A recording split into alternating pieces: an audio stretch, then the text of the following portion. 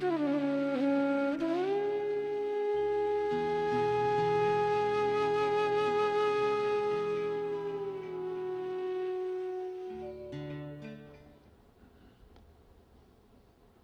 knowledge is coming out, is giving us the scale, is teaching us what is Satya and how to find out whether something is truth or not.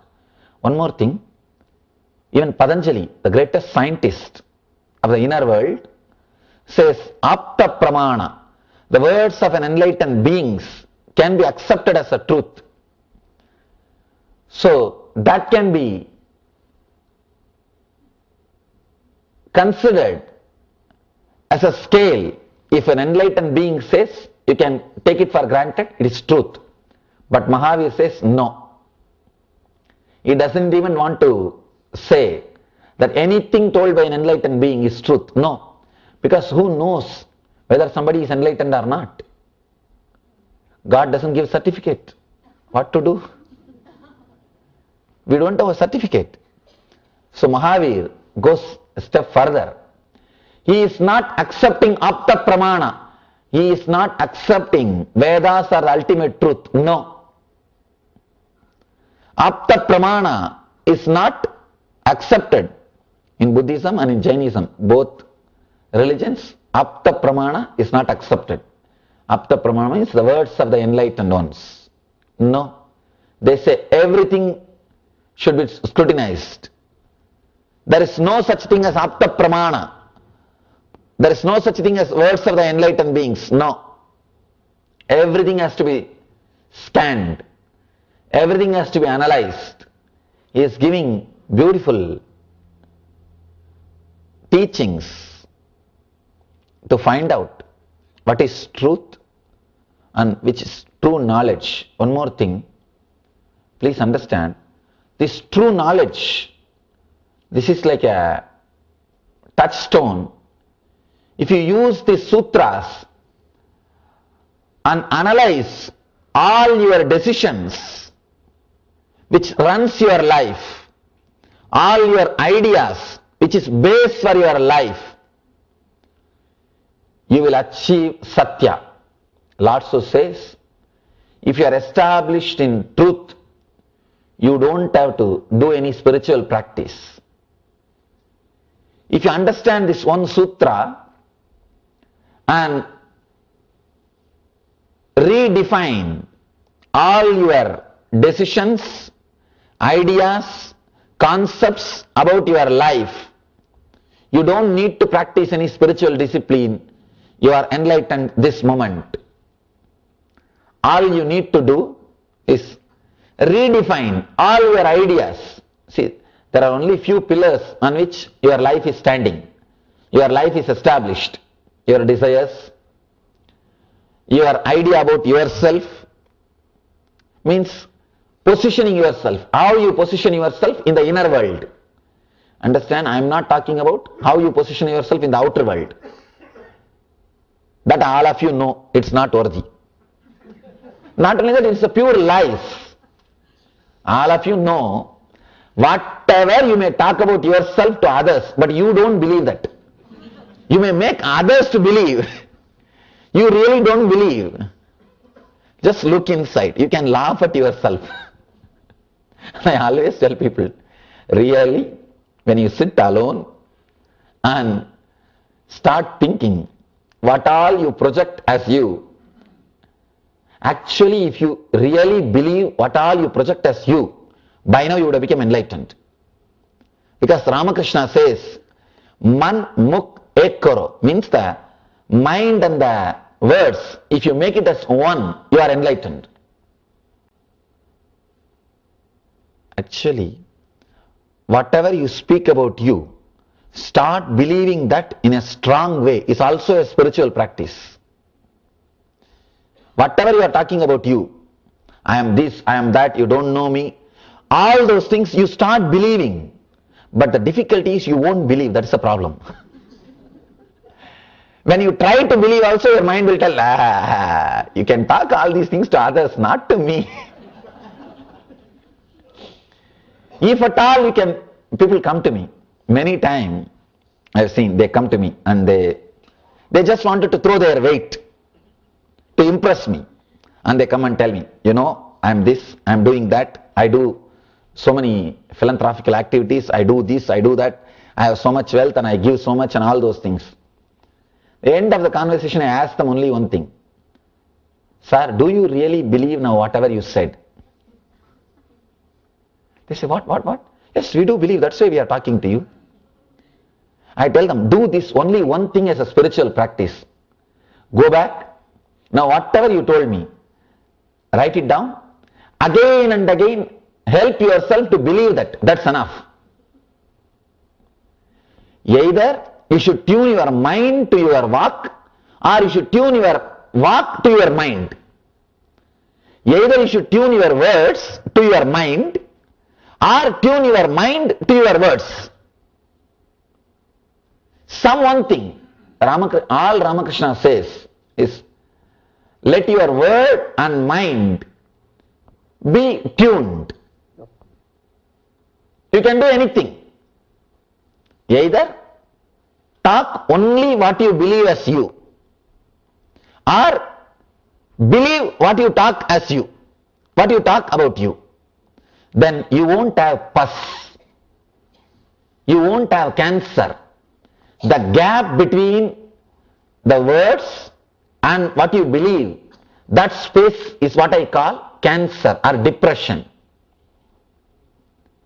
If you are carrying a depression in you, be very clear, you have that gap between your words and your being, between your words and what you believe. If you can remove that gap, you will not have the tumor which I call depression. See, any person who does not have depression is enlightened. If you are not enlightened, be very clear, you carry depression. The gap between your word and what you believe as you. The other day, one of our devotees was telling me, another one devotee who saw this latest movie, Secret movie, he came and told him, I became enlightened from today. And the guy who was talking to him, he is a strong intellectual guy. He took him to task. Within 10 minutes, that fellow lost the enlightenment. He was trying to convince himself for years or months that he is enlightened. This fellow took away his enlightenment in 10 minutes.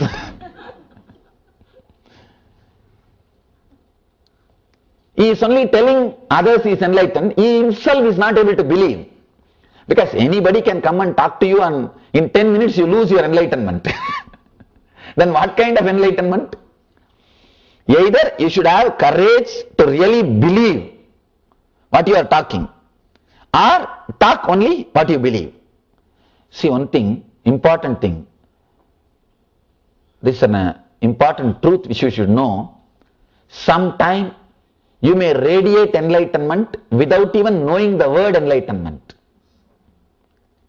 I have seen in Himalayas, there was a great Mahatma, one Naga Baba. Naga Baba means doesn't wear clothes. I had the fortune to be at his feet for 6 months. I was blessed, fortunate enough to be at his feet. He will always be smoking ganja, what do you call, marijuana. Huh? You may think that how can a person who is smoking ganja be enlightened? That's what I also thought. When I went to serve him, you see, traditionally you are supposed to serve elderly sadhus to achieve enlightenment. So before my enlightenment, I was serving. Wherever I see some elderly sadhu, I'll go and sit at his feet.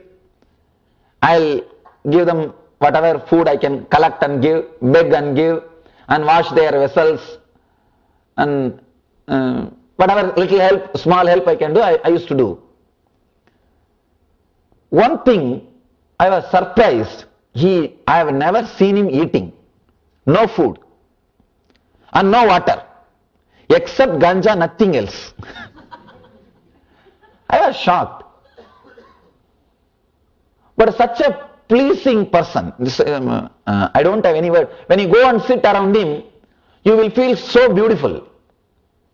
And you feel like sitting around him because you are so innocent. He is not even aware he is innocent. He is not even aware he is innocent. I have never seen him wearing any clothes. He is a Avaduta, Naga, no clothes. And he is not even bothered. He is not bothered about anything around the world. Anything which is happening around him in the world is just in a high state of samadhi. One day I asked him, Baba, you are such a great person, why are you smoking ganja? And don't you think it is an immoral thing? And people will start smoking, seeing you. And already they are doing. They want only some reference. They want only some reference. and especially a person with a reverence, if he becomes a reference, then you can do anything. I asked him. He said that beautiful word. Fool, you think that a big elephant can be tied inside a small hut? I can't live inside the body without any desire. So I have to just dull myself. Understand? When he said, I saw the authenticity. The other guy also, one more guy came and spoke to me. He said, Swamiji, I am also smoking to put me inside the body. I told him, do whatever that Naga Baba is doing, then do this also. He doesn't wear clothes, he doesn't eat, he doesn't drink. You also do all those things. Then do these things. Then you can justify. You can't just do whatever you want unless it becomes your experience. One important thing I saw in him, when he was telling that I had to dull myself, it was an authentic truth. His mind and his words were in one line. Not only that, when you live around him, you realize he is established in Satya. He is established in truth, not for any vested interest. See, if somebody doesn't eat or smoke, if somebody doesn't eat or drink, they would have made a big business out of that power. But I have never seen him making big fuss about it. If people ask him, why you don't eat, Baba? He says, who will get up and go and cook and eat? Forget about it. He will not even show that it is a big power. You won't even see that ego, that he lives without food and water. No. When you are really established in truth, you will not be aware of your own powers. You will only radiate, but you will not know those words. I asked him, what is Atmajnana? He does not even know that word, but he is an Atmajnani. What to do? He is radiating Atmajnana. He is radiating enlightenment, but he doesn't know the word. And he said, I am fortunate I did not learn about Brahman. I achieved Brahmajnana because I did not learn those words. Same way Ramana Maharshi. When people ask him, what is the Brahmajnana, what is the Atmajnana? He said, I am fortunate I did not learn those words before my enlightenment. Because learning some words may postpone your enlightenment. Sometimes learning too many words will postpone your enlightenment. I always tell people, never read any book which is written by an unenlightened person. Don't read anything which is written by an unenlightened person. No. Because you may create words which will stop your enlightenment. You will create a negative software which is not supporting the enlightenment process. Enlightened person's words will create a positive software in you which is constantly inspiring you towards enlightenment. See, in the end, All enlightened masters will be pushing you towards sadhana, towards enlightenment. One of the Ramakrishna's disciple, his name is Brahmananda. He says, if you read Ramakrishna's words, there is a beautiful book called Kathamrita, Sri Ramakrishna Kathamrita, we call in English Gospel of Sri Ramakrishna. He says, if you read that book every day for 1 year, I assure you will have the darshan of the ultimate. You will experience enlightenment. You will be shocked. How can a person assure, how can a person say that enlightenment in 1 year, guaranteed? I tell you, when you read these master's words again and again, when you listen these great master's words again and again, you create a new software, you create a new mental setup, which reminds you the ultimate truth again and again, which inspires you towards that higher ideal again and again. Every day, you are again put on the track. You are again inspired to run. You are again given the enthusiasm to take up the journey. It's like a everyday inspiration, and it creates a new mental setup. It is true, when you read or listen to the master's words for 1 year, and 1 year is too much time. 1 year is enough to create a mental setup which will radiate enlightenment. It's like there is a light. In every one of you, that light is there. In front of the light, if there is a wall, that light can't shine. If there is a glass, that light can penetrate and it can shine. Putting glass instead of wall is reading enlightened beings' words. As of now, you have a big wall.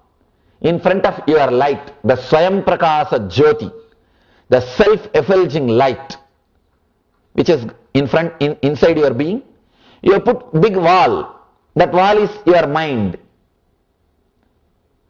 If you just put a glass instead of that wall, the glass means the mental setup which can allow that light to express itself. The mental setup which does not block or stop that light expressing itself. You will see that enlightenment is radiating through your senses. It is radiating through your being. See, I can't even say enlightenment needs to be achieved. No. Your senses are supposed to be purified so that that light can penetrate and express through it. That's all. All of you are having it. No doubt about it.